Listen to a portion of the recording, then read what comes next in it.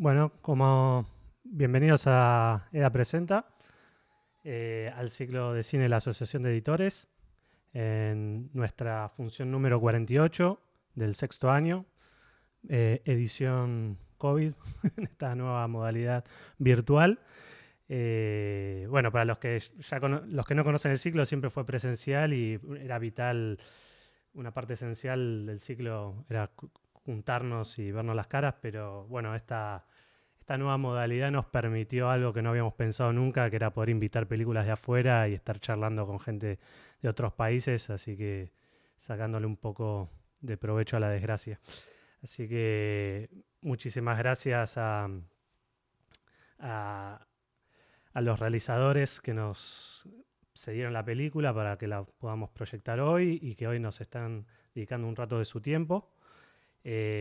Hoy están con nosotros los dos directores y editores de la película, así que Joao Salavisa y René Nadera Mesora, desde Lisboa en este momento, 10 de la noche deben ser más o menos, así que le damos la bienvenida. Chicos, muchas gracias por estar. Y, y bueno, nada, para poner un poco de contexto, antes de pasarle la palabra a los chicos y que nos empiecen a contar un poco de este proceso de la película. Es una película que 2018, filmada durante 9 meses, en 16 milímetros. O sea, para los que habrán notado esa textura particular y viva que tiene la película, que es un poco atípico hoy en día filmar en fílmico, así que bueno, arrancamos con esa particularidad.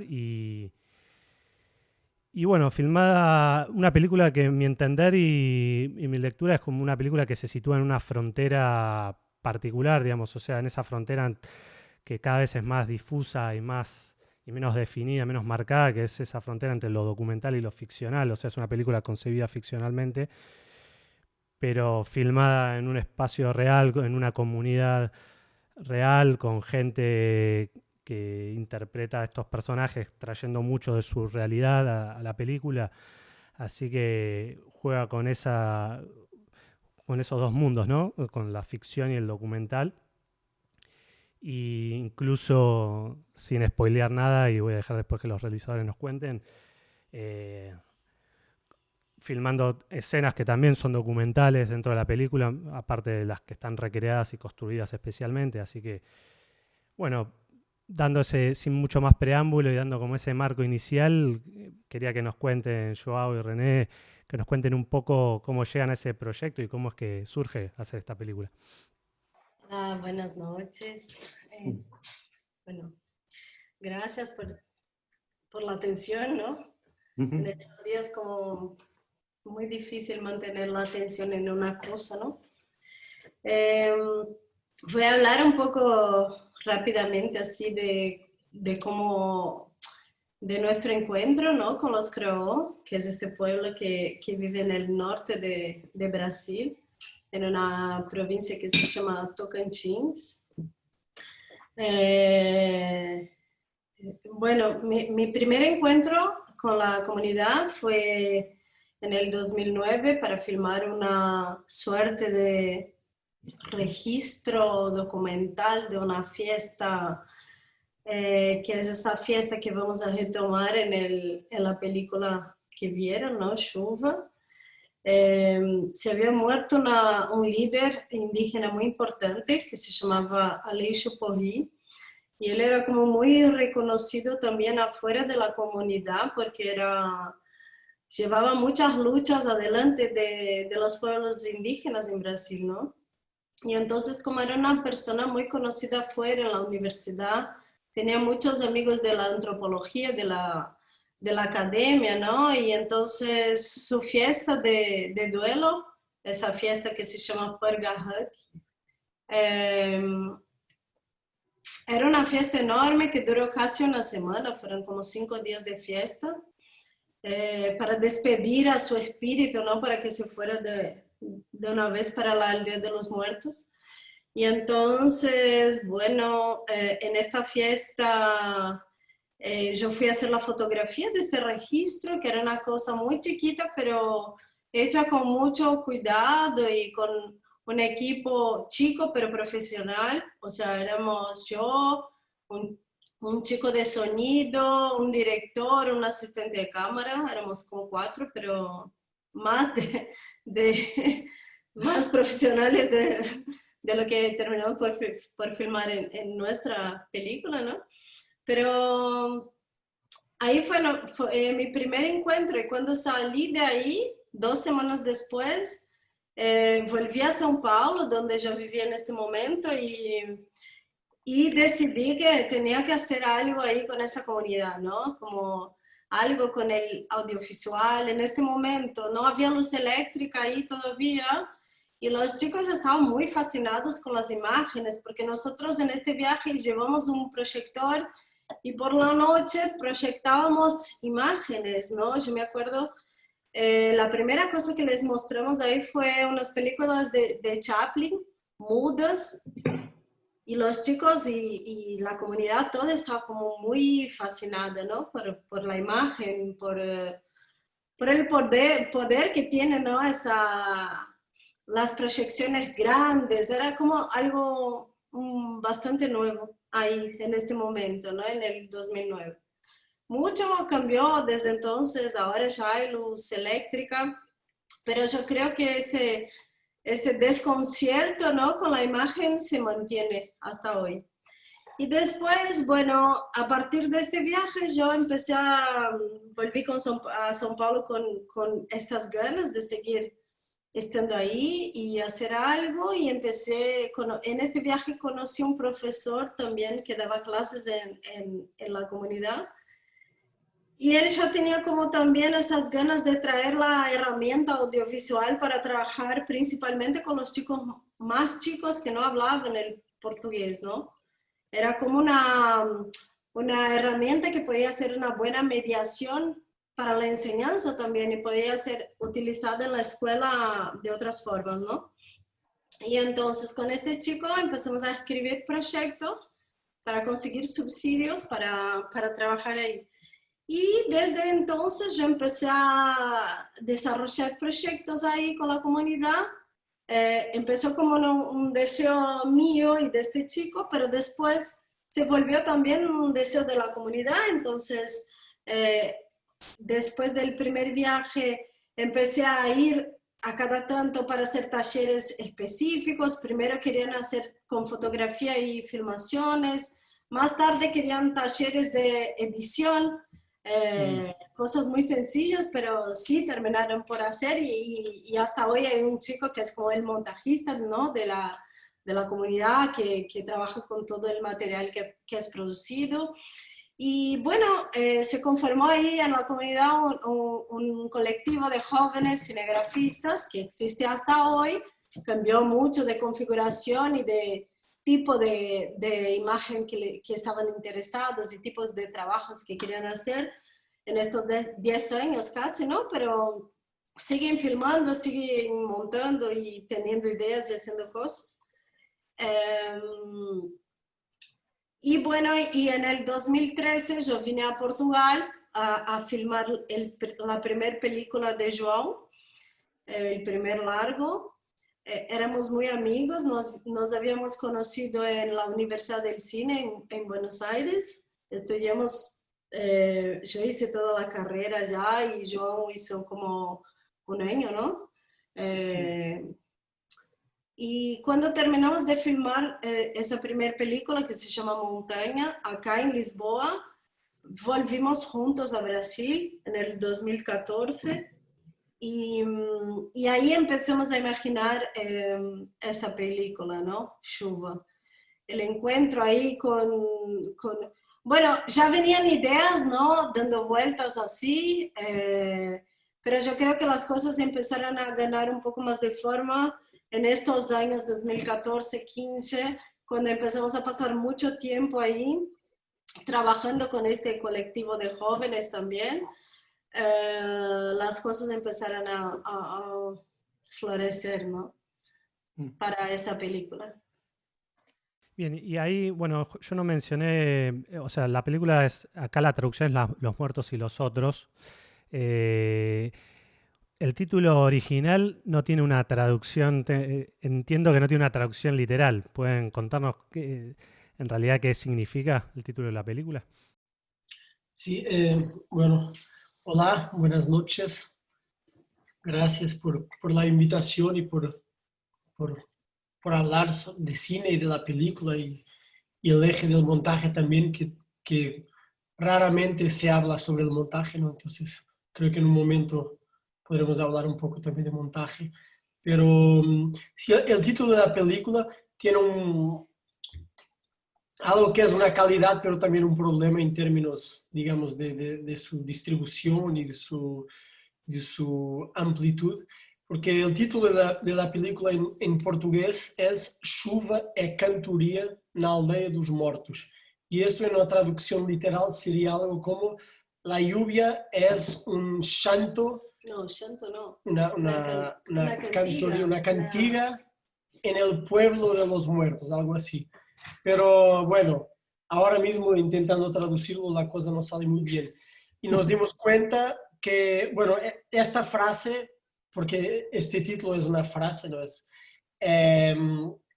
una afirmación que una amiga antropóloga que se llama Ana Gabriela Morim de Lima, que es una antropóloga que trabaja hace mucho con los Caraó, hace más de 10 años, y registró esta afirmación que es dicha por una vieja Caraó, y es un poco una descripción muy corta, pero muy profunda sobre la relación de ambigüedad y el contraste que hay entre el mundo de los muertos y de los vivos, que después lo exploramos, ¿no? En la película.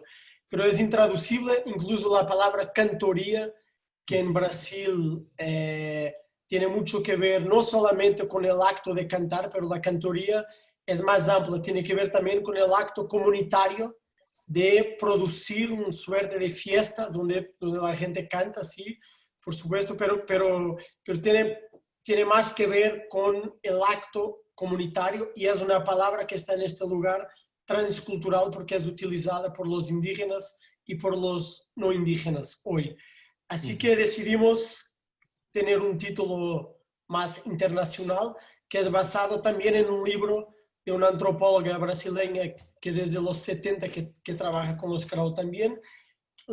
El libro no creo que esté traducido en español, pero en portugués la traducción, el título sería Os Mortos y os Outros, Los Muertos y los Otros.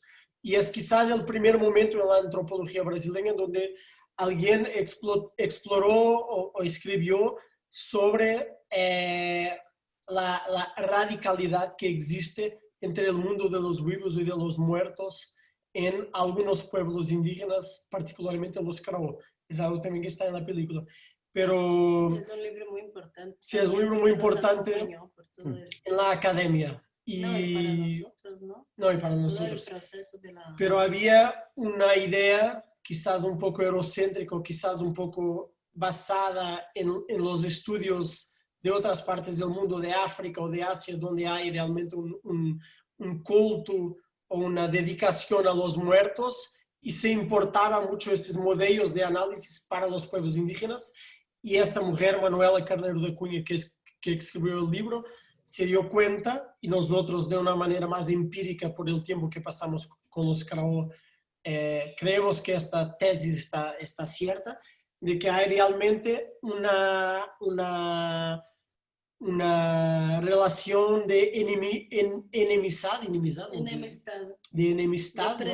depredación entre vivos y muertos en los Caraó. Así que la fiesta que está en la película es una fiesta sí de duelo, pero es una fiesta que cumple una función social y cultural también de, digamos, explicar al muerto su lugar, su nuevo estatuto. Ya no es un vivo, pero el muerto tiene que entender, después de un año, que hay que irse y libertar a los vivos de saudade, como traducción de saudade, el extrañamiento. Bueno, gracias por la aclaración del título. Y bueno, yendo un poco al terreno del montaje, digamos, para partir como de la génesis de la instancia más primaria del montaje de una película, que tiene que ver con las ideas y el guión, digamos, ¿no? De esta película que, como hablaba al inicio, es una película que está en el límite entre lo documental y lo ficcional. ¿Cómo fue encarar este primer proyecto? ¿Existió un guión? O sea, ¿qué tenían ustedes en la cabeza? Y al llegar ahí, ¿cómo fue como plasmar esas ideas con la comunidad, digamos, ¿no? Bueno, sí, como esa historia fue como atravesando nuestros días ahí en la comunidad durante mucho tiempo, ¿no? Uh-huh. No fue una historia que simplemente sacamos de nuestra cabeza. La fuimos viviendo, no por Iñaki, quizás no de la manera que filmamos, pero nada de lo que filmamos es algo que podríamos imaginar si no hubiéramos pasado el tiempo ahí con la gente, compartiendo las comidas y las charlas y las noches, ¿no? Y los días también. Y entonces, me gusta pensar que la película es como una gran olla de una sopa de verduras y que muchos elementos son mezclados ahí. Y obviamente en esa mezcla toda también está contenida nuestra mirada, nuestras vivencias, lo que nos gusta, ¿no? Nuestras referencias de cine y de producir imágenes también, nuestra manera de estar con la gente, ¿no? Como la película también es una mezcla de todas esas cosas, del encuentro, bueno, yo diría, como dice... no sé. Bueno, pero no me voy a perder acá, pero el punto de partida de la película, que es una historia real que pasó con un chico que era muy amigo nuestro y pasó por un proceso muy parecido a lo que atraviesa Iñaki en la película. Ese chico creía que había sufrido un hechizo de un hechicero que estaba enojado porque ese chico tenía como pareja la hija de este hechicero, ¿no? De este chamán. Y de pronto la dejó para estar con otra chica. Y según este chico, el chamán se enojó y le tiró un hechizo ahí que le hizo enfermarse. Y entonces él decidió ir a vivirse en la ciudad, en este pueblo que se llama Itacayá, y ahí estuvo viviendo un año. Él también era muy joven, tenía como 16 años. Él tenía una pareja, tenía un hijo muy chiquito. Y entonces, bueno, y él sufrió mucho, ¿no? De hecho, hay ideas muy que sacamos de esta historia y metemos en nuestra película. Por ejemplo, cuando Iñaki está en el auto y él pregunta a un tipo que no lo vemos, ¿no? Pero pregunta, Gueto, ¿qué significa hipocondríaco? Bueno, esa fue una pregunta que este chico me hizo a mí. Me dijo, pero ¿qué significa hipocondríaco? Y yo le tuve que explicar, ¿no? Porque obviamente hay una incapacidad ontológica de entendimiento entre dos formas de mirar el cuerpo, de mirar la enfermedad, de mirar las causas y las curas posibles, ¿no? Para la enfermedad. Entonces, ese fue el gran punto de partida. Pero a partir de ahí, cuando definimos que íbamos a filmar con Iñaki, ¿no? Fue todo un proceso largo, hicimos un cortometraje con él para entender si iba a funcionar o no. Bueno, eso llevó mucho tiempo, ¿no? La preparación y todo eso. Pero una vez que decidimos que era él, sabíamos muy claramente que todo el núcleo familiar de este chico tenía que estar en la película. O sea, su pareja no podría jamás ser otra chica porque nos gustaba más otra chica, ¿no? Entonces era como todo un caminar en la oscuridad también, porque la mamá, sus hermanos, ¿no? Su hijo, todo ese núcleo es real. Y si bien trabajamos anteriormente con Iñaki, ¿no? No trabajamos con toda su familia, ¿no? Bueno. Por suerte, como tuvimos muy buenas sorpresas, ¿no? La gente estaba como muy involucrada y muy atenta a la construcción de la historia y contribuyeron muchísimo para todo lo que vimos después. Y él trajo muchas de las situaciones que terminamos por filmar, fueron situaciones que vimos ahí en su casa, con su pareja, con su familia, ¿no? Obviamente no de la manera que pasó, siempre atravesada también por nuestra mirada, por nuestra manera de ver las cosas, que no, hay un problema ahí, ¿no? O sea, por eso siempre nos preguntan sobre la ficción, el documental, dónde se encaja la película. No sé, es como, eso nunca fue una cuestión. Lo que sabíamos era que había límites hasta dónde podíamos ir. Y después, bueno, es la mirada de cada uno, ¿no? Si es ficción, si es documental, o sea, no había mucha preocupación, ¿no? Con definir la película a priori, ¿no? La película se fue construyendo y hay secuencias que son muy documentales, ¿no? Las secuencias de las fiestas, por ejemplo, porque realmente es imposible producir una fiesta con la emoción, con todo lo que pasa ahí, pero sí es posible producir algún movimiento de la fiesta, ¿no? Y después tratar de, a través del montaje, hacer con que esa fiesta tenga vida y tenga sentido y que uno mire y diga, oh, bueno, qué buena fiesta, ¿no? De hecho, me contabas que filmaron en 2 eventos distintos, 2 fiestas diferentes para construir el... Sí, sí, sí. Y, y partieron igualmente de un guión. Ustedes tenían un guión sin diálogos, una protoestructura, digamos, de lo que era la película, de lo que iba a ser la película. Sí, existía un armado, digamos, de 20 hojas, de 20 páginas.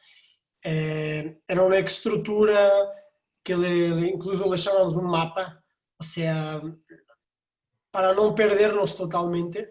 Pero después de estos años que pasamos ahí, y después de pensar en una película inspirada en la situación, en la historia de este otro chico que se fue a la ciudad para escaparse de un hechizo. Eh, Nos interesó mucho esta historia justamente por permitir trabajar en un lugar que es también nuestro lugar, un lugar de mediación entre mundos, o sea, que el cine pueda participar también de una manera convicta y concreta y pragmática en esta mediación discursiva, estética, poética, económica también, o sea, y la historia de este chico es muy particular porque es justamente un chico que se va a la ciudad a buscar soluciones para un problema de su cuerpo, de su espíritu, pero hay un choque, hay una imposibilidad ontológica también de solucionarse ahí. Y el cine trae esto también. Tenemos muy claro que el cine es un invento europeo occidental del fines del siglo XIX y que se exportó para todo el mundo, que su lenguaje tiene también sus cánones, pero también que hay lugares del mundo donde se está intentando, digamos, domesticar el lenguaje eurocéntrico y transformarlo en otra cosa. Y sabemos que nuestra mirada seguro que viene contaminada por una historia, por una tradición que no se elimina por decreto, está siempre ahí. Hay que estar muy atento a estos automatismos intelectuales, emocionales de mirada, pero que está ahí. Y la historia de este niño se pasaba justamente en este lugar, entre el pueblo y la ciudad, entre sus, digamos, sus tradiciones, pero también una búsqueda por soluciones en el mundo no indígena, también entre la infancia y la maturidad, entre la maturidad. Pero teníamos sí un armado de 20 páginas, pero cuando empezamos a trabajar, la película la filmamos también, eso creo que es importante para pensar el montaje y cómo se desarrolló el rodaje, que tardó 9 meses. pero lo filmamos de una manera muy, muy cronológica. Es decir, empezamos por filmar la primera secuencia, que es la secuencia donde Yankee se encuentra por primera vez con el espíritu de su papá en el agua, ¿no? en la cascada, ¿cómo es que se dice? Cascada. En la cascada. Y la última secuencia que filmamos, volvimos a este lugar para filmar el cierre de la película. Entonces, si existía este mapa de 20 páginas, sabíamos que nos interesaba mucho trabajar este ir y volver de la ciudad, pero claro que la película después, el camino de la película, nos perdimos mucho y seguimos muchas bifurcaciones, muchas veredas que no son la ruta principal, digamos. Por ejemplo, la inclusión de la familia de Yankee en la narrativa nos abrió la posibilidad de filmar otras historias que no son, digamos, la historia principal del héroe, por ejemplo, la presencia de Cotó. No sabíamos muy bien antes de empezar cómo sería con ella todo el tema de filmar, de su presencia, y también una cantidad de secuencias, digamos, que están gravitando alrededor de Yankee, que son secuencias. Si Yankee es el sol de la película, hay todo un sistema solar a su alrededor, que son la vida de los niños, de los viejos, el tiempo de la naturaleza también, en el sonido. Hay como, digamos, Yankee se mueve, pero se siente, o intentamos de una manera muy intuitiva buscar esto, Yankee se mueve, pero trae una vida y una historia que lo sigue incluso para la ciudad. Y estas secuencias que salen del eje principal narrativo, estas las descubrimos en el proceso de filmar, o sea, no estaban escritas. Y ahí en eso que mencionaban, ¿no? En ese primer encuentro con, o sea, ustedes venían con una visión y una carga propia de nuestra cultura, y de pronto ese cruce con estas comunidades, había como un proceso de intercambio en ese sentido, digamos, de ir como cotejando cuál era, que la visión que ustedes tuvieran se asemejara, que fuera fiel un poco al universo de ellos, o sea, que reflejara, que no sea una mirada estereotipada desde afuera, sino que realmente pudiera encarnar lo que esta comunidad es. Y tuvieron como, la pregunta sería cómo trabajaron eso con la gente de allá, digamos, tuvieron asesoramientos, intercambiaron las escenas, los guiones. Sí, hay un diálogo continuo, lleno sí, es la vida misma, porque realmente estamos filmando gente que conocemos muy bien, aunque... No es un evento esta filmación. Claro. Es como nadie ni siquiera se daban cuenta que estaban filmando. Es como la comunidad misma seguía haciendo sus cosas. O sea, de todas las cosas que pueden pasar en la comunidad, la película era lo menos importante. Claro. No tenía ninguna importancia. La película se iba construyendo en la vida y en los días muy de a poco. O sea, muchos días la cámara no salía de la valija. Muchísimo. Yo creo que la gran mayoría. Y muchos días filmábamos un solo plano. Claro. Y después hay todos los sueños compartidos que también fueron como trazando el camino, ¿no? La ruta. Y te hace ese camino recorrido, te hace entender cómo puedes filmar, cómo no puedes filmar, qué puedes proponer, qué no puedes proponer, ¿no? Te va como dando limitaciones muy claras porque también hay una relación de amistad que es mucho más importante que cualquier película, ¿no?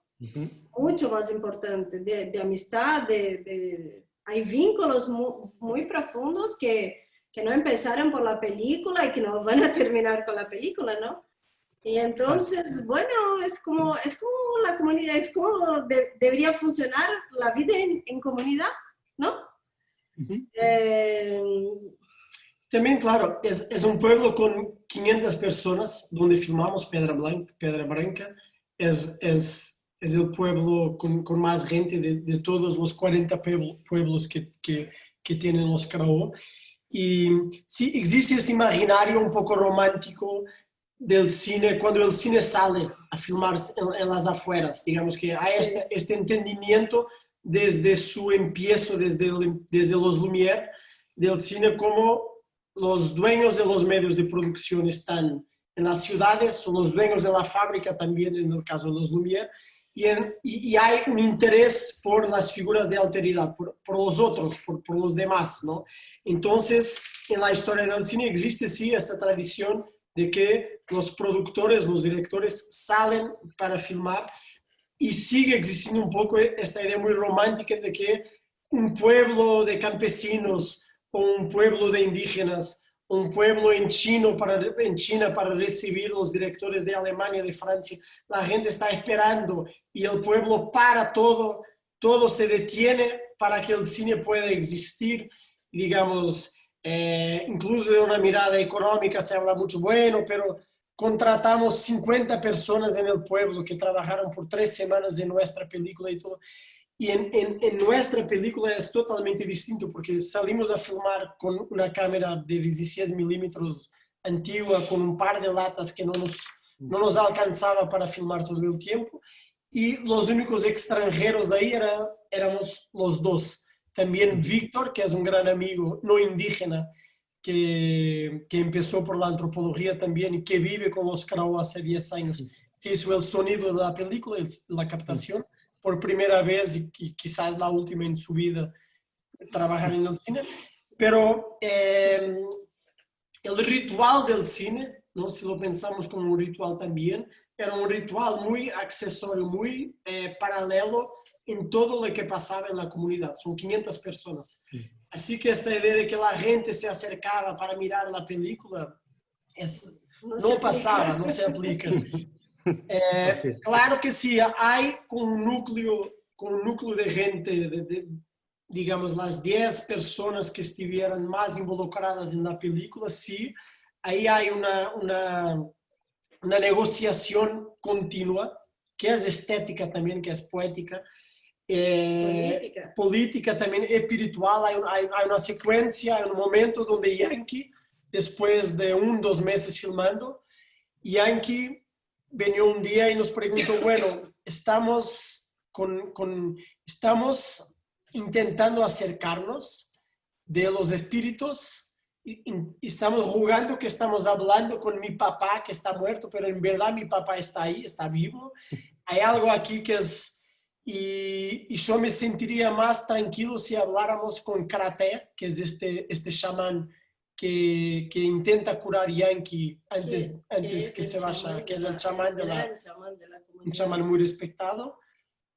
Le hemos dicho, bueno, realmente no sabemos qué decir porque no tenemos acceso a este mundo espiritual, este mundo que está ahí muy vivo, muy presente todo el tiempo, pero quizás deberíamos hablar con Karate. Karate sí puede hacer esta mediación, este diálogo también transcultural, si pensamos en el mundo de los muertos como una cultura propia y viva y con sus códigos. Y hablamos con Karate, y Yankee le contó que se preocupaba un poco. Y Karate nos dijo, bueno, voy a hablar con los Megarón, ¿no? Con los espíritus, y en un par de días les comento cómo fue esta negociación. Y al final nos dijo, bueno, la película, para los espíritus, la película es un juego. No les importa para nada. Casi ridicularizando la película. Casi diciendo, bueno, esto es todo un poco absurdo. Que están... y no hagan caso porque para ellos ustedes no son importantes, digamos. Y Yankee se quedó muy tranquilo con esto y seguimos filmando, pero es un tipo de diálogo que no existiría en otra película y que necesita de digamos, una accesoría, ¿no? De un chamán que te dice, bueno, ¿dónde podremos seguir filmando o no? Y hay un diálogo continuo. Hay secuencias, por ejemplo, donde Yankee las vio después de que las filmáramos y nos dijo, esto me da mucha vergüenza porque mis diálogos son absurdos, o sea, no, yo no los dijo como, entonces quiero filmar. Después de 2 meses era Yankee quien empezaba a decir corta, cut, no, Quiero hacer de nuevo. quiero hacer de nuevo, mi pelo, no me gustó mi pelo, o sea, Entendió un poco. y al final hay una sola secuencia que la filmaríamos de nuevo, si hubiera esta oportunidad. Y es muy increíble, es un proceso tan largo y tantos años ahí con los Caraó, y hay una secuencia muy particular. Para nosotros siempre creíamos que las secuencias que son, digamos, más duras, más extremas, donde Yankee habla con los espíritus del mundo espiritual, podrían ser más problemáticas. Y al final hay una secuencia donde Yankee va a Enfeitar, a pintar la tora de su papá con su mamá, justo antes de la fiesta final. Los dos están pintando la tora, ¿no? El tronco de su papá. Y es una secuencia encima que nos parece muy, muy bonita y después del estreno de la película, Yankee nos contó que esta secuencia en particular podría sonar rara, porque era Yankee con su mamá, no le gustaba, era Yankee y su mamá solos en la floresta. En Pedra Blanca esto no sería un problema, pero como su mamá fue mamá muy joven, tendría, no sé, los 17, 18, los Caraós de otros pueblos que no saben quién es Yankee o su mamá, podrían creer que era una pareja por su proximidad. O sea, que podría tener una interpretación medio incestuosa para los pueblos indígenas. Eso está muy presente en la mitología. El incesto, cualquier posibilidad de incesto es como muy hay mitos que explican la negación del incesto. Levi Strauss decía que el pasaje de la naturaleza a la cultura que la especie humana hace es por la negación del incesto. En cualquier pueblo del mundo, en la historia de la humanidad, hay mecanismos para negar o prohibir el incesto. Entonces, esta secuencia le parecía un poco rara. No para el público no indígena, porque esos no saben quién es su mamá, y no para la gente de Pedra Blanca, pero quizás para la gente de otros pueblos. Y esto, o sea, no lo hablamos bien. Yankee no nos comentó esto, fue justo en el final de la película. Entonces, incluso después de tantos años, siempre hay equívocos. O sea, que nos parece interesante también pensar en esto todo el tiempo, ¿no? La película ya está, no se cambia, no se borra, pero se piensa en esto, ¿no? Bien, y bueno, y en este proceso de rodaje de 9 meses, ¿dónde entra el montaje en todo esto? O sea, ¿cuándo arrancan ya concretamente a unir, a ensamblar, digamos, las cosas que iban filmando? O sea, durante el proceso, cuéntenos un poco eso. Bueno, nosotros era un proceso un poco lento porque filmábamos y entonces guardábamos el material hasta que tuviéramos un material un poquito más contundente para mandárselo a São Paulo, porque habría que hacer un viaje de ahí, de la comunidad, hasta la ciudad donde hay aeropuerto, que queda bastante lejos, ¿no? Y entonces tardábamos como un mes, quizás 2, para ver lo que habíamos filmado. Y una vez que llegaba en el laboratorio, era procesado y nos enviaban como unos fotomóviles, así muy baja resolución, porque la internet ya es terrible.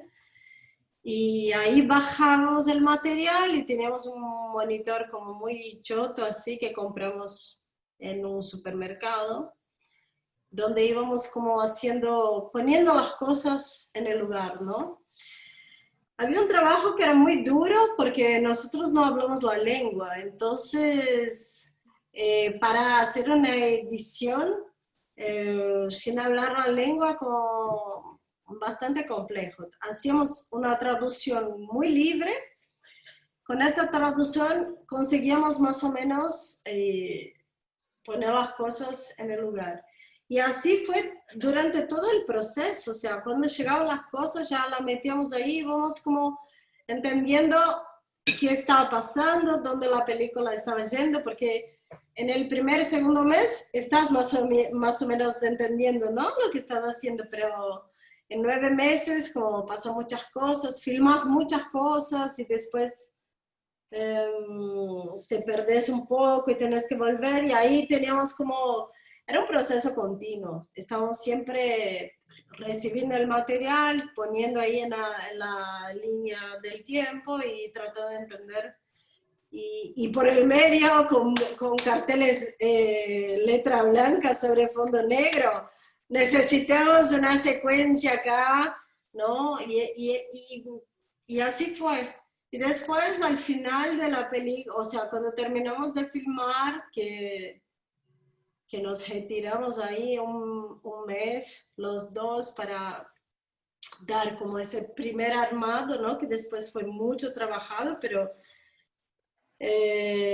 ahí fue con una buena computadora, con el material como con buena resolución y ahí conseguimos más o menos hacer un primer armado de la película. O sea, igual fue una película que se fue retroalimentando con el montaje. O sea, a partir de que iban armando escenas, iban pensando cosas que tenían que realizar. O sea, hubo una ida y vuelta, ¿no? Totalmente. Y además fuimos filmando cronológicamente. Entonces, bueno, y también cuando filmas tanto tiempo, siempre hay tiempo para volver atrás. Y, por ejemplo, hay una secuencia que la filmamos entera, la secuencia de la fogata, donde están ahí hablando sobre los chamanes, y mostramos esa secuencia al tercer montajista de la película, que es el padre de Joan, que es un montajista de cine que ya trabajó acá con muchos directores y bueno, es un muy buen montajista. Y le enviamos esa secuencia y él hizo una pregunta muy clave, que para nosotros era como una información muy obvia, pero que no estaba en la secuencia y tenía que estar, ¿no? Él dijo, pero ¿por qué ese chico no quiere volverse chamán? ¿Cuál es el problema? No es bueno ser chamán, ¿no?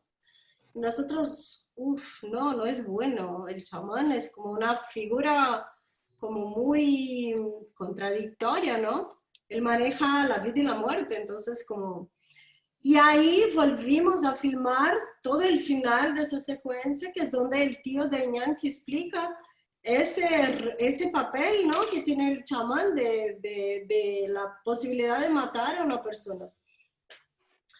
Y sí, no sé por qué fui por ahí, pero creo que tiene que ver con lo que estamos hablando del montaje. Sí, sí. Y ahí hago el paréntesis para contarle a la gente que hay un tercer editor en la película que se llama Edgar Feldman, como decías, un reconocido editor que la Asociación de Editores tuvo el honor de darle un premio en el 32º Festival Internacional de Mar del Plata, mejor película por Fábrica de Nada. Así que, bueno, no nos pudo acompañar hoy, pero bueno, un gran montajista también. Y bueno, y cuéntame un poco la dinámica de ustedes, siendo los dos directores, los dos editores, o sea, ¿cómo fue la dinámica entre ustedes a la hora de sentarse y empezar a ver el material, empezar a trabajar, a construir las escenas, a ensamblarlas? O sea, ¿qué dificultades se fueron encontrando? ¿Cómo se organizaron?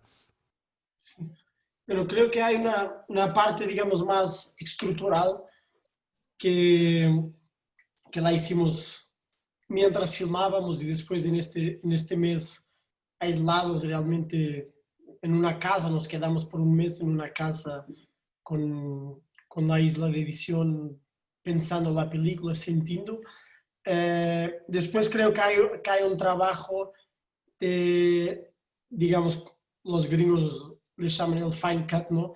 Que lo hicimos, pero creo que, no sé, en la escuela de cine la cosa estaba muy compartimentada y después en el mundo real se repite la estructura de trabajo que es muy compartimentada, se empieza por escribir, después se filma, un ayudante de edición hace la sincronización el editor, montador hace el montaje, el director habla un poco, después montaje de sonido, después mixaje, ¿no?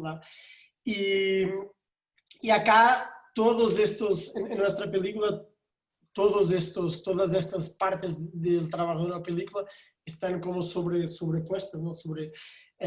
Entonces creo que para mí esto también con mis películas anteriores, que no tienen nada que ver con esta, que las filmé en Lisboa antes, pero para mí el final cut, los ritmos de la película, los cortes finos, digamos, de 2 fotogramas más, menos 1 segundo, lo que sea, pero esto solamente todavía en el mixaje nos encanta cambiar cosas. O sea, creo que es absurdo y es difícil explicar a un productor. Por suerte somos también los productores de la película. Por primera vez logramos esta independencia, pero quizás hay que parar el mixaje 2 días para cambiar las duraciones de determinadas secuencias. O sea, es muy difícil explicar a un productor que uno empieza a trabajar el mixaje y el ritmo y el tiempo de una secuencia cambia y hay que volver. Entonces, por suerte trabajamos también con el diseño de sonido, es de un amigo, ex colega también de la Universidad del Cine, que es Pablo Lamar, que creo que lo conocen, un chico paraguayo, pero que vive en Brasil hace mucho. Hizo una película increíble que es La Última Tierra, su primer largo, y él hizo el diseño de sonido. Entonces Pablo también, porque tiene una mirada de director también, tiene un entendimiento muy elástico, muy flexible de estos cambios. Sabemos que es complicado llegar un día al montador de sonido y explicarle, bueno, esta secuencia hay que cambiar todo. Es un problema para el montador de sonido, pero es lo que la película necesita. Entonces, creo que esta parte, digamos, más fina, creo que nuestra dinámica, René tiene una mirada, digamos, más de plan general y quizás yo tenga la mirada más de close-up en el montaje también. Que João es montajista también, ¿no? Sí. Hay que decirlo. No, ahora no, porque nadie me invita más para montar esto.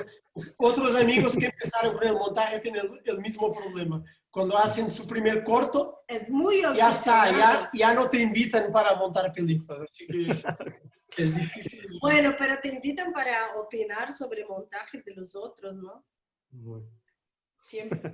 Sí, pero yo estudié montaje también en Portugal y empecé montando, editando películas antes de mis cortos, ¿no? Y me imagino con tu padre montajista habrás tenido ahí como también un diálogo y una bajada ahí también fuerte.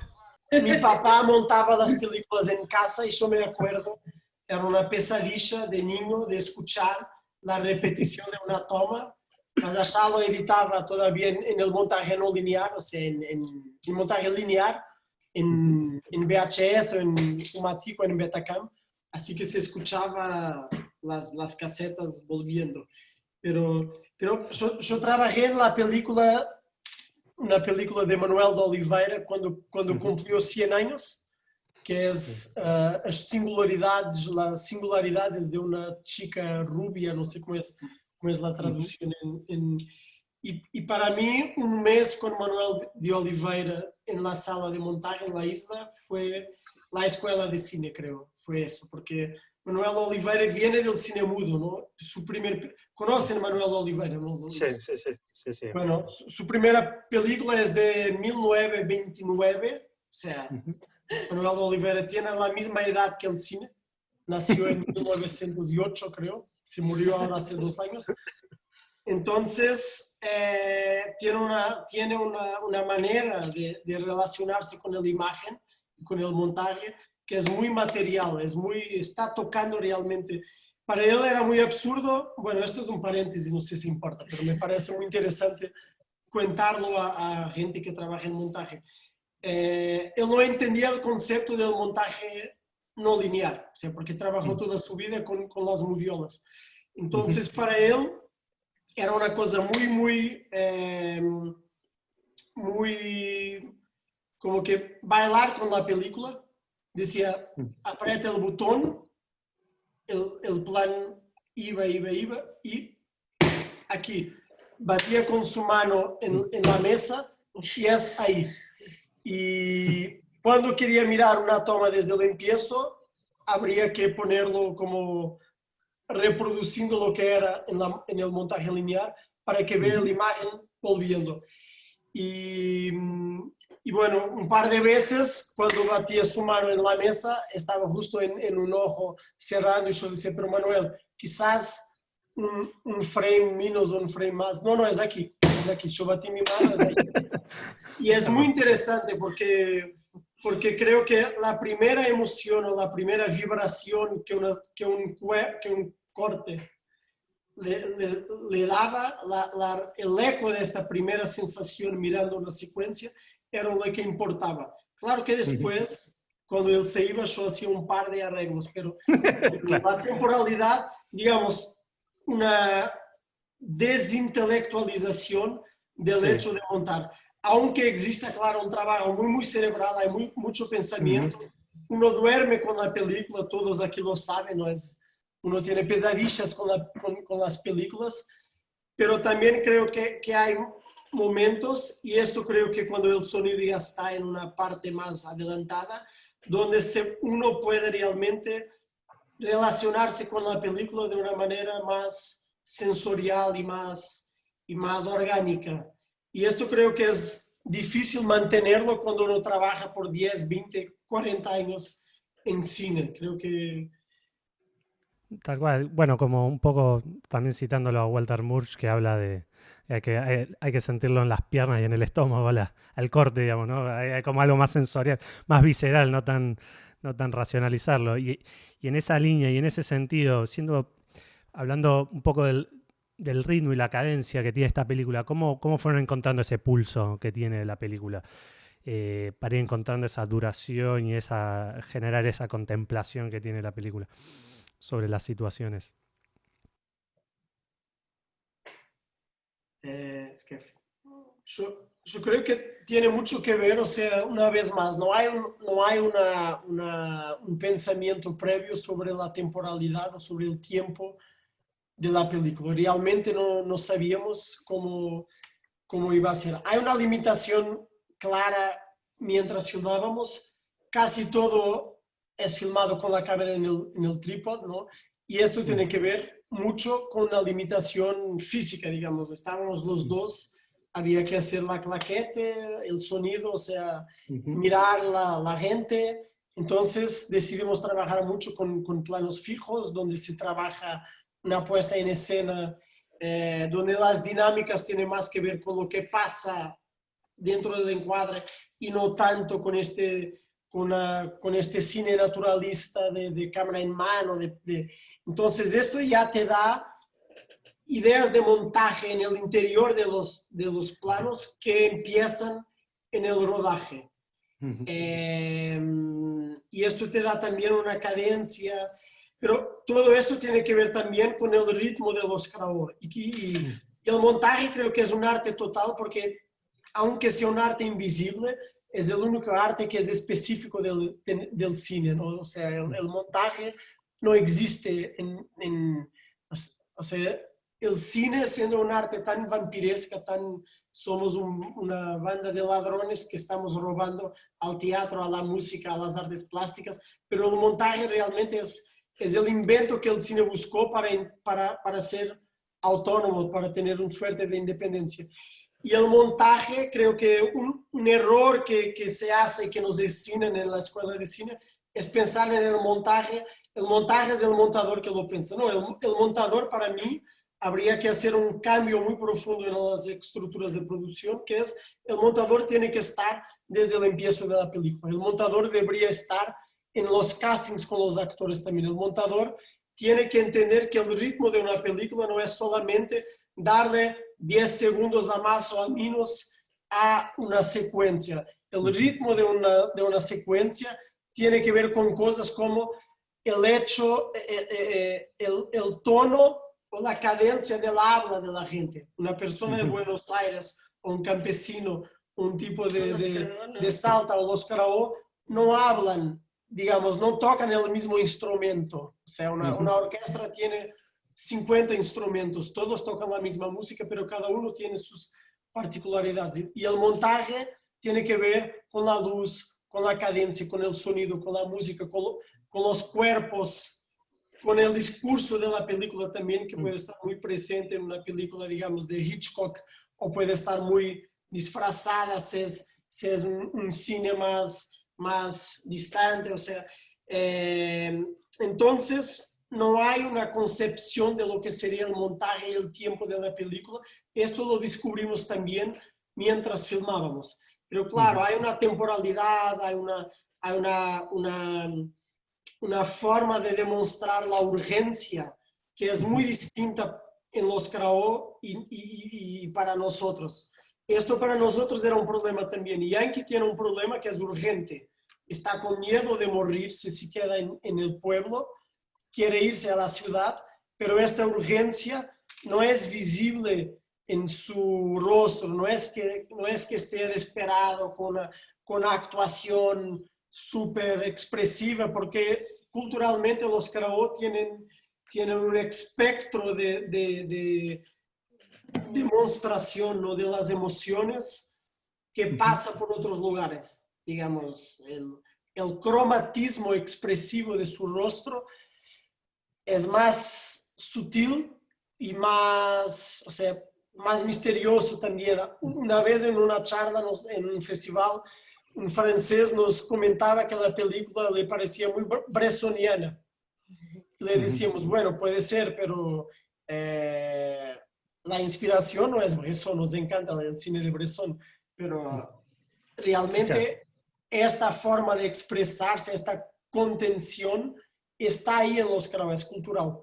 Entonces, el montaje creo que no existe solamente cuando se corta un plan. El montaje está ahí todo el tiempo. Cuando Yankee entra en el agua en la secuencia final, no sabemos qué va a pasar. Si hay un espíritu que va a salir, si Yankee se muere, se va para un otro lugar, hay una evocación de un fuera de campo que está ahí, pero hay muchas cosas pasando ahí. Hay un montaje interno también, con el sonido también, ¿no?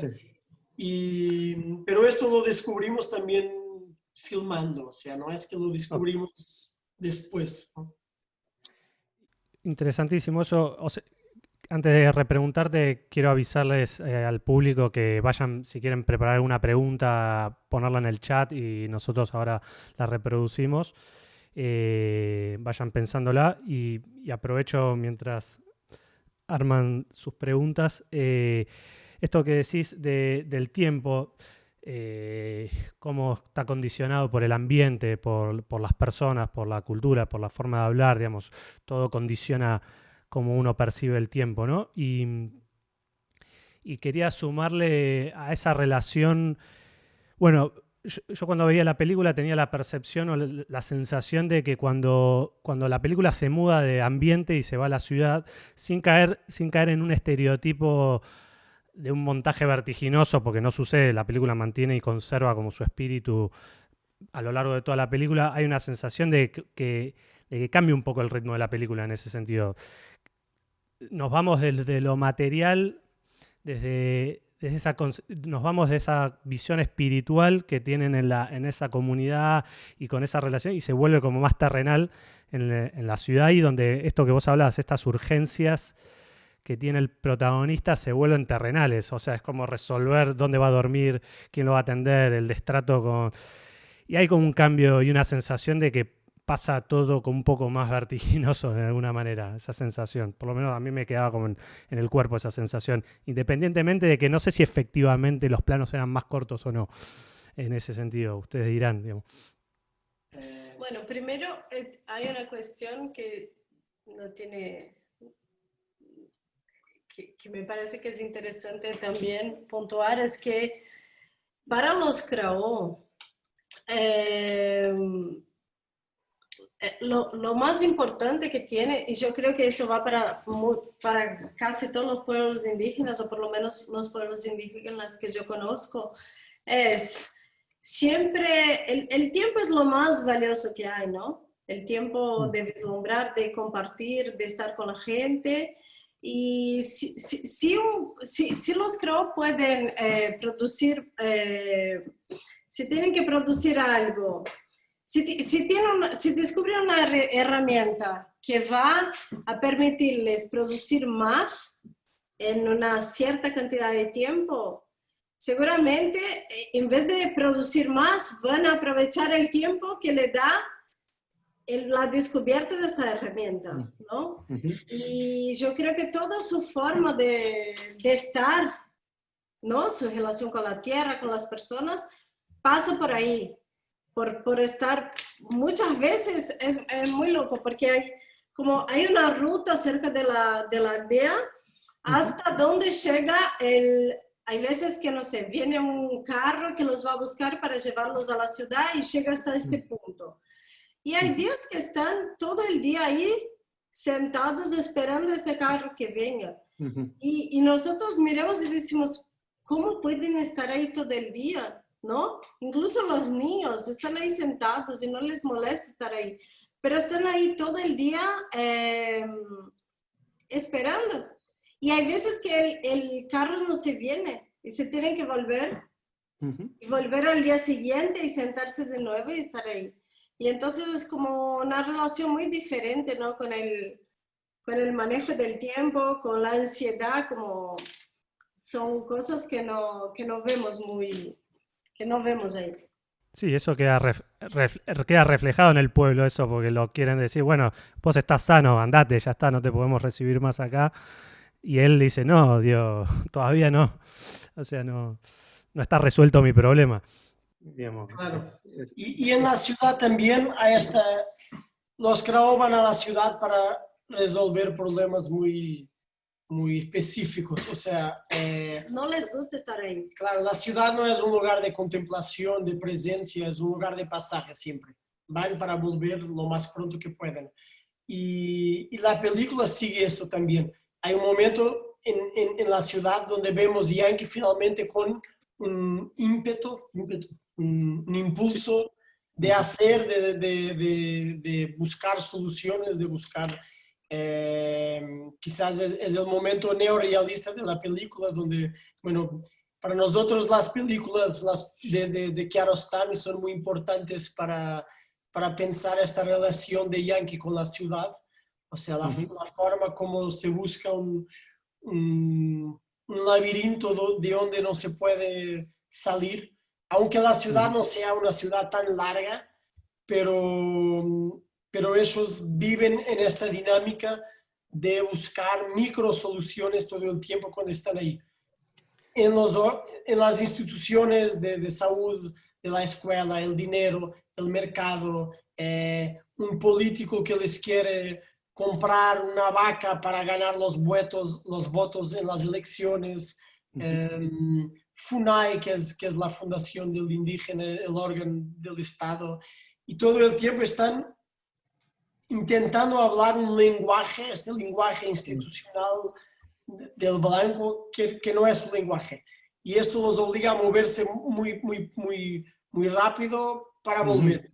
Entonces creo que también ahí el ritmo de la película en la ciudad, creemos, y nos gustaría que no fuera esto, que no caera en un comentario de los directores sobre la vida urbana, como si fuera un contrapunto a la vida en el pueblo. O sea, realmente no... Esperemos que esta parte de la película nos surja como, digamos, sentir la voz y la mirada de los directores, una suerte de haciendo una crítica de la vida en la ciudad. O sea, que realmente no es esto, estamos siguiendo a Yankee una vez más, ¿no? No, sí, de hecho, yo no creo que la película genere eso, digamos, ¿no? Creo que hay un cambio de percepción en el tiempo, pero creo que tiene que ver eso con lo que hablaban ustedes, o sea, como que en la selva o en la comunidad están ahí contemplando, digamos, estando en el tiempo, digamos, percibiendo y siendo parte de ese espacio.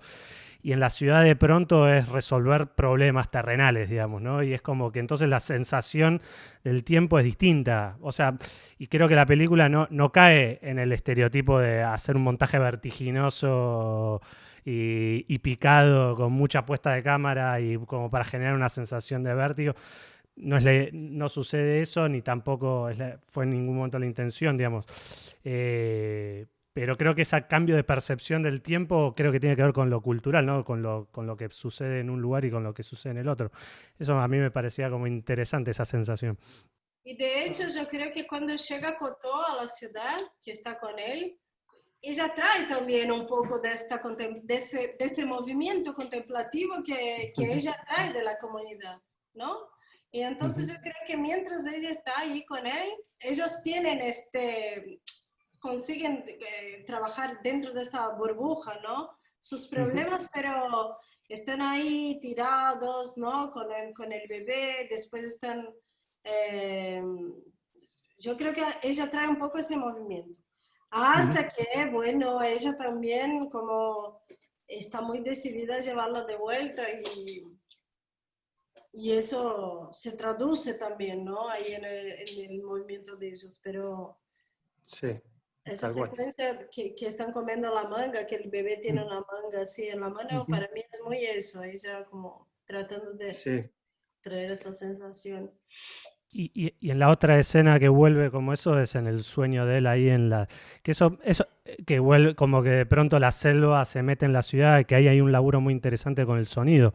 Digamos, hablar un poco, hablar un poco de eso, del sonido, ¿no? También, a mí algo que me llama mucho la atención en la película es que, saliendo también del estereotipo, digamos, o sea, la selva no es ese lugar silencioso en contraste con la ciudad, que es el lugar ruidoso. Y la selva es muy ruidosa, pero con otro... y me llama la atención la intensidad sonora que tiene la selva, que es casi hasta ensordecedor por momentos de todo lo que suena, bichos, animales, etcétera. En contraste con otra sonoridad completamente distinta que es la de la ciudad. ¿Quieren charlar un poco de cómo fue ese diseño sonoro y cómo fue ese trabajo?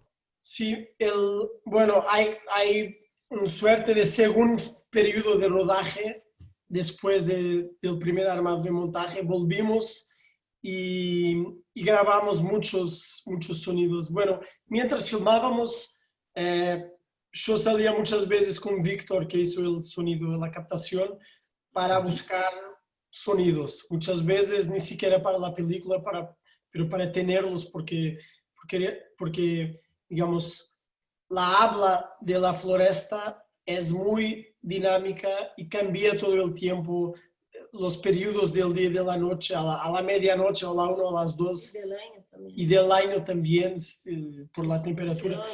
Pero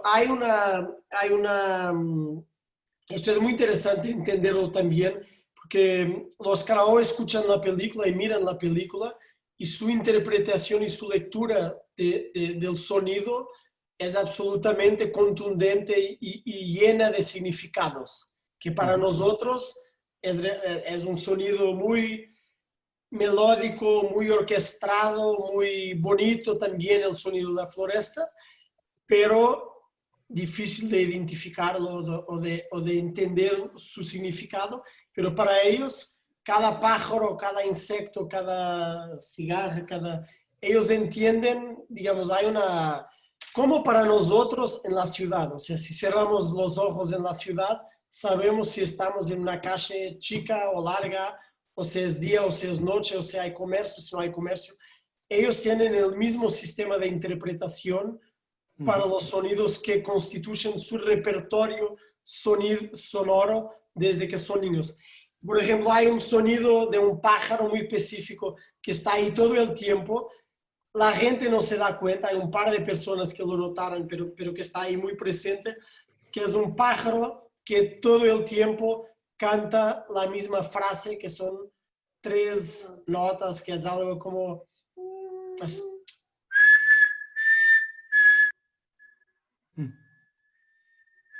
esto. Y hay muchas secuencias nocturnas, no sé si lo escuchan, pero que está ahí. Y bueno, lo grabamos un par de veces por separado, pero está ahí porque realmente hay ambientes sonoros que añadimos donde el pájaro estaba, nos pareció muy bonito y lo ponemos por sus propiedades, por su belleza, pero más tarde, cuando volvimos para enseñarles el primer armado donde ya estaban estos sonidos, la gente nos comentaba que este pájaro es un pájaro que anuncia, es un prenuncio de la muerte. O sea, cuando un chamán escucha este pájaro, normalmente es un aviso de que alguien en la comunidad puede morirse en los próximos días. Y nosotros no teníamos ni idea de este significado. Entonces, es muy interesante también pensar que la escucha sonora de la película para ellos y para nosotros es totalmente, es muy pobre para nosotros. Quizás nos emocionamos por la belleza, por la complejidad cromática, estética de los sonidos de la floresta, pero no lo entendemos. Y en la ciudad se trabaja justamente al revés. Ahí sí entramos con un montaje de sonido trabajado para dar cuenta, para fixar, para materializar. Para construir el universo. Sí, una trilogía de capital, religión y política que está ahí todo el tiempo en el pueblo, en las voces de los comercios que están todo el tiempo en las tiendas hablando, hoy 50 reales, 2 litros de leche, promoción. Esto está ahí todo el tiempo en la ciudad. Las otras voces, los desfiles de los ganaderos, las otras voces son la gente de las iglesias evangélicas, neopentecostales, todo el tiempo, leyendo la Biblia con los parlantes que se escucha a 3 kilómetros de distancia. Entonces, capital, religión y la política, porque filmamos 6 meses antes de las elecciones municipales, ¿no? Y estaba todo el tiempo los partidos y los candidatos hablando y haciendo promesas políticas y entonces ahí trabajamos de una manera muy directa de tener en este afuera de campo esta santísima trinidad del mundo no indígena presente en el espacio off, ¿no? Principalmente, como eso se lleva hacia el límite cuando Yang se despierta de su sueño y se va en dirección hacia la comunidad de vuelta, ¿no? Y ahí cuando él se despierta es como ese ruido, todo explota y se hace como muy evidente, ¿no? En esa secuencia todo que él camina en la ruta y todo y se va. Sí, ¿no? Cuando se despierta y pasa con los camiones, sí.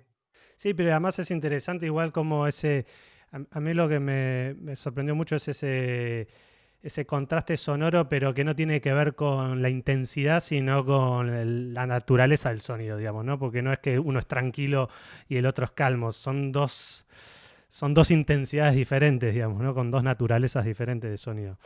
Porque en ese sueño que la selva está sonando en ese pueblo, resuena con una intensidad fuertísima, y después cuando corta la ciudad, es otra intensidad fuertísima de la ciudad, digamos, ¿no?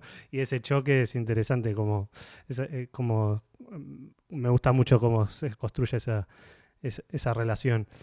Y bueno, y acá citando alguna de las preguntas que hizo la gente, preguntan por qué decidieron filmar en 16 milímetros la película.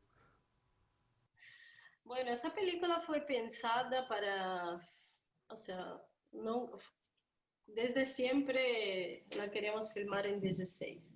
Hay muchas cuestiones, ¿no? O sea, que tienen que ver también con las dificultades técnicas. Quizás si un equipo en video íbamos a necesitar algunas dinámicas que no teníamos ahí en el momento, no teníamos luz eléctrica, entonces ¿no? Empezamos a ver ahí en medio de la filmación. Nuestra relación con la imagen también siempre pasó por el negativo, ¿no? Yo también vengo de una escuela donde nosotros filmábamos mucho, en 16:35, ¿no? O sea, yo creo que también tiene una relación afectiva, tiene una relación práctica, pero yo creo que tiene una relación también con la necesidad de que esa mediación entre nosotros y ellos también esté hecha de una manera más orgánica, ¿no? Más orgánica posible. Y cuando pienso así que nosotros filmamos durante 9 meses en un bioma increíble que se llama Cerrado, ¿no? Sí. Es un bioma, como se dice, la sabana brasileña, o sea, es como, tenemos 6 meses de lluvia y 6 meses de seca. En estos 2 momentos, ¿no? del año, el paisaje cambia muchísimo, los colores cambian muchísimo. Y, por ejemplo, los Krao tienen como, no sé, 20 palabras para decir el verde. Ellos tienen como miles de tonos de verde que nosotros no podemos siquiera nombrar, ¿no? Porque no tenemos verde oscuro, claro, y ya está, ¿no?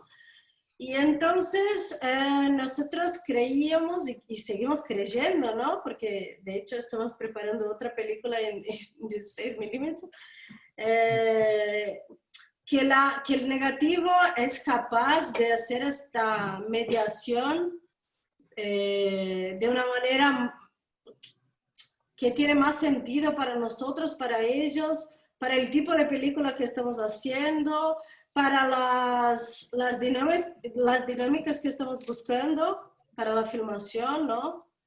Las dificultades, o sea, yo creo que no, es mucho por ahí. ¿Y esta decisión de filmar en 16 se tradujo en algún condicionamiento a la hora de generar material para el montaje, para lo que ustedes necesitaban? Siendo que la era digital es infinito lo que se puede filmar. En términos de cantidad. De cantidad, sí, en términos de cantidad de generar materiales. No. Definitivamente no. De la Filmamos manera que lo como... hacemos y también, o sea, no vas a estar ahí como... No. Y filmamos como 1:5, el ratio de filmación. Que fue muy suficiente también. Suficiente. Obviamente tiramos mucha cosa a la basura, ¿no? Secuencias que no entraron, que no tenían sentido o que estaban mal filmadas, mal logradas, ¿no? Pero no sé, no creo que sería muy diferente. No, y también porque cuando filmamos la cosa es muy... No sé, es muy difícil para nosotros filmar. O sea, muy difícil. Decidir el momento de apretar el botón. Prender la cámara. Tenemos casi un pudor, casi, no sé. Y la cosa es muy preparada. Claro que cuando digo preparada no significa que se prepare como en una película con actores donde dices, bueno, voy a quedarme 2 semanas haciendo ensayos para prepararla bien y hacer un storyboard para preparar la puesta. No digo preparado en este sentido, pero digo, por ejemplo, fuimos muchas veces a la floresta donde se filma la caminada antes que Yankee llegue en el cascado, cuando empieza la película en la cascada. Y preparar es esto también, es estar ahí con Yankee, es volver a casa porque empieza una tormenta o porque hay una cobra, una serpiente, y Yankee nos dijo, bueno, no hay que quedarse aquí. No. O sea, preparar es el tiempo de buscar un lugar de conforto también y de seguridad para todos en el momento de filmar. Tiene mucho que ver con el tiempo que que pasamos juntos. Y súbitamente hay un día donde, bueno, creo que hoy podemos filmar, ¿no? Sí, la cosa está más o menos clara. Intentémoslo. Vamos, podemos intentar ahora algo. Intentamos. Y se filma. Hay veces donde la cosa no funciona, pero no tiene que ver con esta insistencia de filmar todo el tiempo y de esperar un milagro y de tener que filmar también. La gente tiene que volver a su casa, ¿no? Y van a estar ahí por 8 semanas. Claro. Y tenés que acabar esa película, ¿no? Creo que si incluso la película hubiera sido hecho en digital, habríamos filmado el mismo ratio que filmamos, creo. Bien. Bueno, ya llegando ya al cierre de la charla, quería consultarles, bueno, ya para ir cerrando, porque lo tocamos muy por encima, digamos, ¿no? La participación del tercer montajista, ¿qué les aportó a ustedes, a la visión de ustedes, digamos, siendo directores y editores ya tanto tiempo enfrascados en el proyecto, como qué aporte, qué aportó a la película, digamos, ¿no? Sí, pero tuvimos un diálogo constante. No es que llegó al final Claro. del proyecto, pero en el decorrer del proceso él estuvo como acompañando, pero sí mucho. Desde la escritura, o sea, es mi papá, creo que él lo comentó, así que conocía la película y nuestra vivencia con los Crow desde que empezó. No es que estuve con los Crow, pero siempre que estamos en Portugal es mi papá, o sea que entonces hay un entendimiento previo de las posibilidades y de las dificultades de la película, pero el trabajo, digamos, con las manos solamente en un periodo final. Y creo que en este diálogo a tres que hicimos después de este primer armado, con mi papá trabajamos mucho un poco de los ritmos también y principalmente creo que incluso más con la macroestructura lo trabajamos. Secuencias donde... Él hizo como... Sacó cosas que estaban al comienzo y tiró al final y de pronto como las cosas volvieron a tener sentido. Porque la verdad, en este punto estábamos como muy agotados. Claro. Y veníamos de, no sé, años de eso, ¿no? El proceso de filmación fue larguísimo, la postproducción fue enorme. Y llegó un momento de agotamiento que dijimos... banderita blanca, que venga Salvador a hacer un milagro, Sí. porque es como, llega un punto que ya no siquiera te gusta la película, estás como muy como en crisis mismo, ¿viste? Sí, creo que este modelo de montaje donde el montador está ahí muy cerca de los directores, pero te puede ayudar, pero puede salir y volver, o sea, sin la obligación de ser el montador de la película solito. Es medio como un cura donde te vas a confesar tus pecados, o sea, hablas muy abiertamente de todos los problemas de la película, de todas las cosas que no te encantan, pero quizás sean buenas, o de las cosas que están buenas, y el montador te dice, bueno, estás viendo cosas que no están ahí. Y como no eres un chamán, creo que realmente no están ahí. Exactamente. Y las sacas afuera. Pero realmente tiene que ver con una relación de confianza. La palabra confianza es muy importante porque nos preguntan también muchas veces respecto a los chamanes. Creo que el montaje tiene algo de chamánico también. Si nosotros creemos en las visiones y el mundo de los chamanes, nos preguntan, porque estamos ahí hace tiempo, decimos, bueno, no es exactamente una cuestión de creencia, de creer o de no creer, es de confiar o de no confiar. Un chamán nunca te va a decir, creo o no creo que este espíritu es real. Te va a decir, bueno, en este espíritu puedo confiar, pero en esto no. Este es un buen espíritu, esto no lo sé, hay que... Y con el montaje es más o menos lo mismo. Hay que confiar en las imágenes, en los sonidos que tienes. Después, si uno va a creer o no, no importa, es el cine. Pero hay que confiar, digamos, en la convicción que está en las imágenes. Y esta convicción se informa por el montaje, ¿no? O sea, no hay que poner imágenes como si estuvieras cocinando una de estas tortas donde pones todo lo que tienes en no frigorífico, un espagueti donde pones todo y bueno, algo va a salir. No, hay que sentir la cosa. Y es realmente confiar, intentar confiar en las imágenes, ¿no? Y en ese proceso y en esa dinámica, tu padre, Edgar, ¿tuvo una instancia donde se sentó solo con el material y la película o siempre fue a modo de asesoramiento, a modo de asesoramiento, digamos? Bueno, el material estaba con él desde Brasil, Okay. que enviábamos también así que él iba hablando, intentando cosas. Okay. Un par de veces nos dijo, bueno, hizo un intento acá, pero creo que Creo no, que estoy muy loco. creo que estoy muy loco.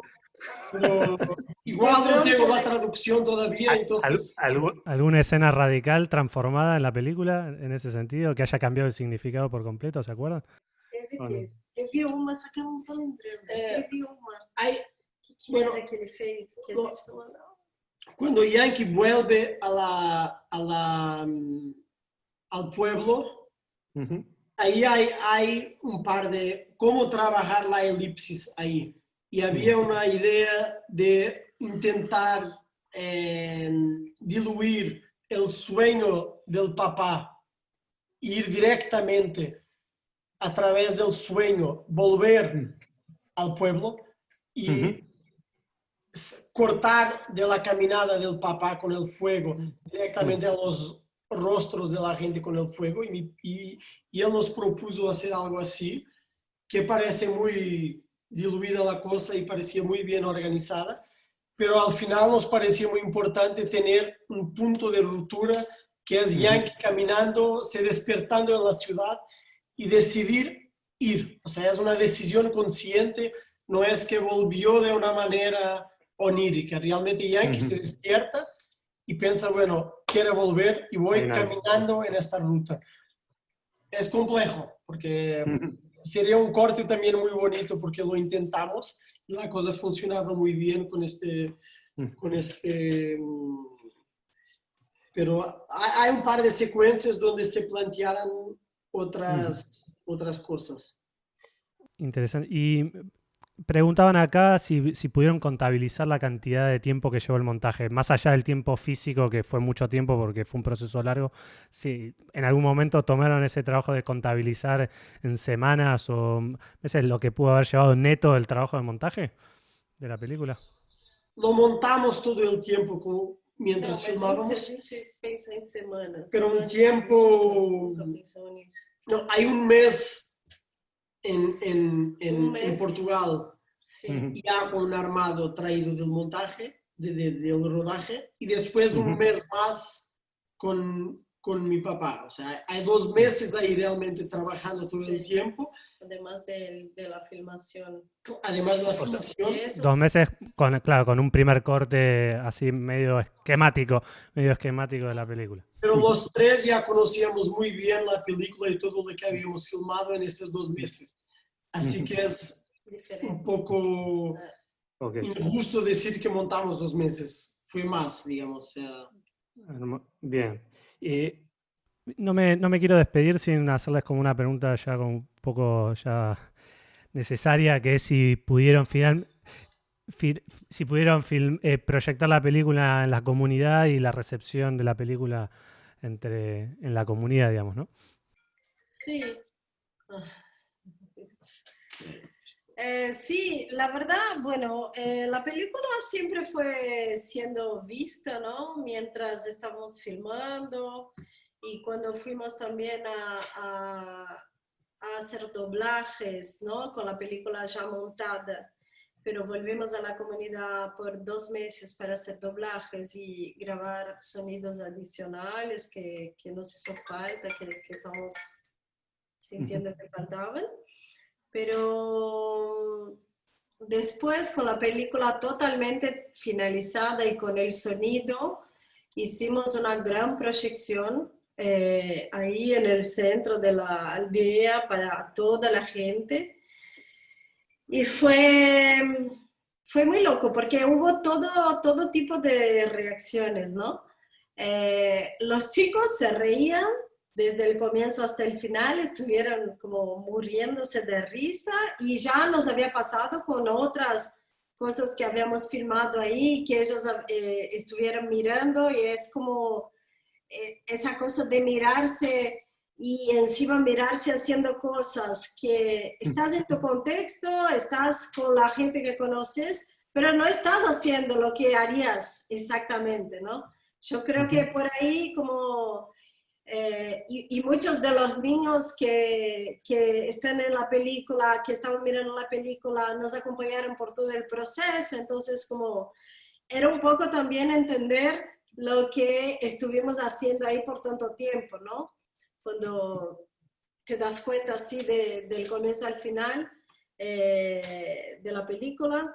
Y después los viejos, por ejemplo, estaban como muy emocionados, vinieron a decir que les había gustado mucho, que las cosas eran mismo así. Había gente que no le había gustado, que lo guacamayo que no es así, que la atrapa a una persona, ¿no? Porque también tiene eso, o sea, no hay una verdad única en una comunidad indígena, es imposible, o sea, cada uno tiene su mirada, su forma, su traducción, su mediación, entonces todo eso, ese tipo de cosas escuchamos y lo más gracioso que escuchamos fue de una chica que decía que no le había gustado nada la película porque era todo mentira, porque el papá de Iñaki estaba vivo, no se había muerto. Y entonces dijimos, bueno, pero ustedes miran la novela, ¿no? De Globo y también es mentira. Bueno, pero esa no es nuestra mentira, esa es la mentira de ustedes, ¿no? Ella decía, no, pero esa mentira no me chupa un huevo, no me importa. Lo que me importa es esta mentira acá que... Entonces, bueno, eso. Pero ahora la película está Pero la circulando. película está en los pendrives, todos, en otros pueblos, de otras etnias, de otros grupos indígenas. Hay sesiones, yo recibo mensajes para pedir la película de otra gente, ¿no? De otros estados, de otras provincias, es muy increíble. La película circuló mucho en circuitos también de universidades, de antropología, mucho en la antropología brasilera, ¿no? Mucha gente estuvo mirando y hablando de la película, y en muchos pueblos indígenas también. Bárbaro. Bueno, allá es tarde, no quiero robarles más tiempo, así pueden descansar. Quedaron dos preguntas sueltas del público, si quieren pasar rápido, que preguntaban cómo fue la experiencia de Cannes y con los protagonistas viajando allá, y si querían contar si estaban con algún proyecto ahora inminente para realizar. Ahora estamos preparando otra película con los Crao también. Es una película muy diferente de Shuva, porque, bueno, en realidad ella retoma un poco un asunto que queríamos haber filmado en Shuva, pero no logramos, que es una masacre que los Crao sufrieron en los años 40, donde en una noche mataron a 30 personas en 3 aldeas diferentes. Fue una masacre organizada por los hacienderos locales, por 2 familias, ¿no? De los grandes hacienderos ahí de la región. Y bueno, esa masacre como desencadenó, se dice, muchos procesos que siguen vigentes ahí hasta hoy, ¿no? Incluso la demarcación de la tierra. Entonces, bueno, era un asunto que tocamos ahí en la película, pero no logramos aprofundar de la manera que nos gustaría, ¿no? Porque no pudimos, no tuvimos la capacidad. Y entonces, bueno, estamos preparando una nueva película que deberíamos estar filmando ahora, pero el COVID nos atrapó acá en Lisboa. Y bueno, en Cannes fue como con ellos, fue increíble porque era como ellos desnaturalizaban y nos... Era como tener una dimensión que era imposible tener si ellos no estuvieran presentes, ¿no? Del absurdo, del ridículo muchas veces, ¿no? Y de la... no sé, no sé, era como... Eso, Sí, una cosa que intentamos explicar a Yankee con todo el tiempo es que, bueno, si la película no salía bien, quizás iba a ser exhibida afuera de Brasil y en un cine, o sea, el concepto. Y un día los llevamos a Palmas, que es la ciudad más cerca, una ciudad la capital de la que provincia. está como a 7 horas de distancia, para ir a un cine. Bueno, ahí lo que hay es un shopping center donde hay un cine solamente con películas gringas, ¿no? Y las peores películas gringas, así que fuimos a ver una animación, más que todo para que entendiesen la dimensión de una pantalla de cine en una sala de cine. Y ahí hay que empezó a entender que quizás su rostro, su cuerpo iba a estar en una pared gigante, ¿no? Y en Cannes él entendió, ellos no querían venir, en verdad, los explicamos, intentamos enseñarles fotos y videos de las ediciones anteriores del festival, y él empezó a entender, no por vaidad, Vanidad. no por vanidad, no porque le importe para nada la película y el mundo del cine, pero quizás la importancia política de tener un indígena en un lugar de tanta visibilidad, hablando para millares de personas en un espacio, en un centro de poder como este festival. Y yo lo entendió muy claro, lo tuve muy claro. Cotó es muy tímida, así que tuve una presencia, digamos, más discreta, pero Yankee, hasta el día de la primera presentación de la película, nos dijo, bueno, yo me quedo, voy a la película, pero yo no quiero hablar, yo me quedo callado y yo dije, bueno, es tu decisión y obviamente la respetamos. Y 5 minutos antes, cuando subimos al palco de Cannes para el estreno mundial de la película, en una sala con no sé 1000 personas en la sala de Debussy ahí en Cannes, Yankee me habla bajito y me dijo, bueno, creo que quiero hablar, pero Víctor tiene que ayudarme con la traducción porque voy a hablar en mi lengua. Y estaba Víctor ahí también, que es uno de los pocos no indígenas que habla la lengua. Y Yankee dijo, bueno, yo voy a hablar y Víctor puede hacer la traducción. Bueno, empieza todo este circo de Cannes, la película. Gracias al Festival de Cannes por invitar, todo lo clásico de la ceremonia. Y Yankee agarra el micrófono y empieza a hablar en su lengua. Y la sala como... hay un silencio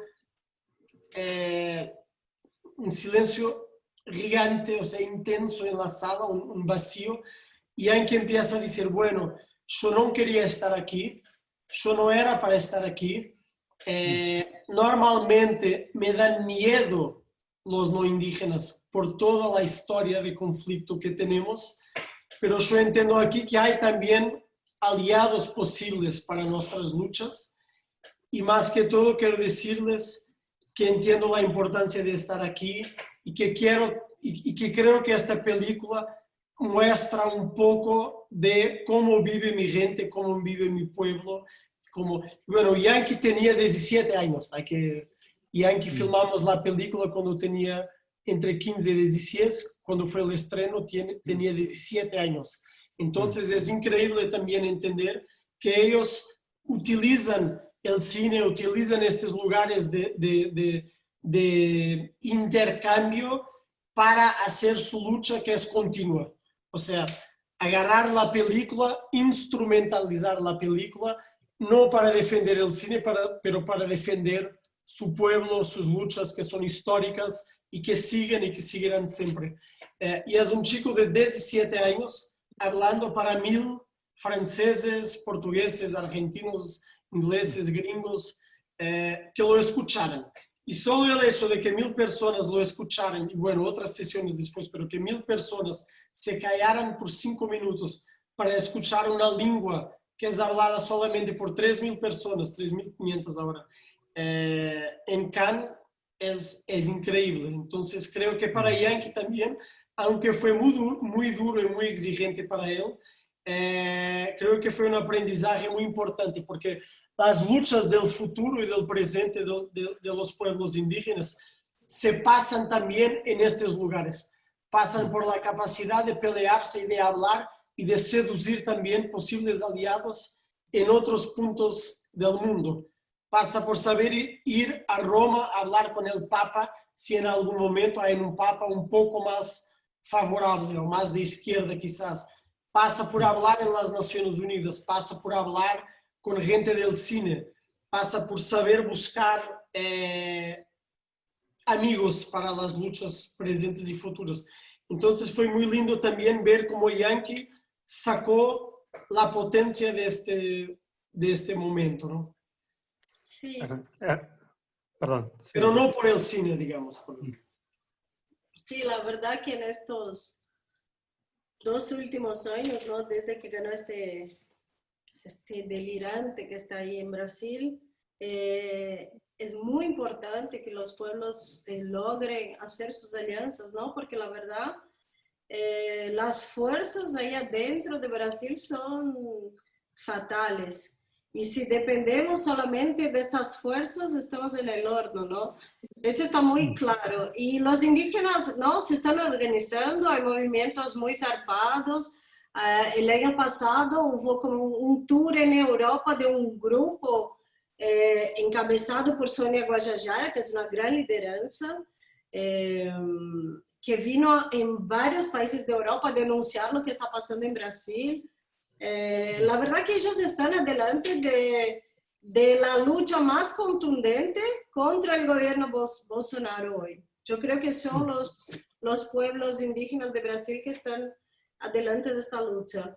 Y bueno, quería también aprovechar acá el espacio también para decir que nosotros estamos con una campaña de apoyo a los CRAO para el enfrentamiento al COVID, pero también el enfrentamiento a los invasores de la tierra, ¿no? Los ladrones, hay toda clase de delincuente que está aprovechando de este gobierno y de este momento para hacer lo que se le cante, ¿no?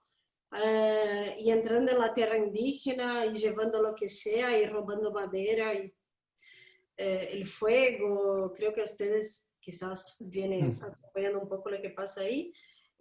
Y quería saber si puedo poner acá en el chat el link de la campaña por si alguien tiene interés y quiera mirar y apoyar o difundir también, o sea, lo que Sí, lo pueden. Sí, ahí, escríbanlo. crao.com. Ahí va, buenísimo. Genial. No, y hermoso, bueno, increíble todo lo que están contando y bueno, y cierro citando algo que ustedes dijeron, ¿no? Lo importante del cine como mediador, ¿no? También como conector de mundos, de personas, de realidades, como canal de comunicación, así que más allá de como pieza artística, como la funcionalidad, digamos, el rol social del cine.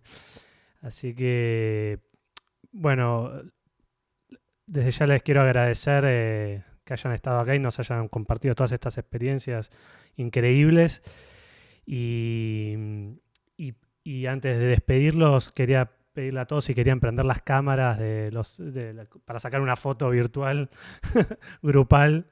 Sí, así nos vemos las caras, ya que no nos podemos ver estar físicamente, al menos, y sacarnos una foto que no sé si la va a sacar la anfitriona. Guille, ¿estás ahí?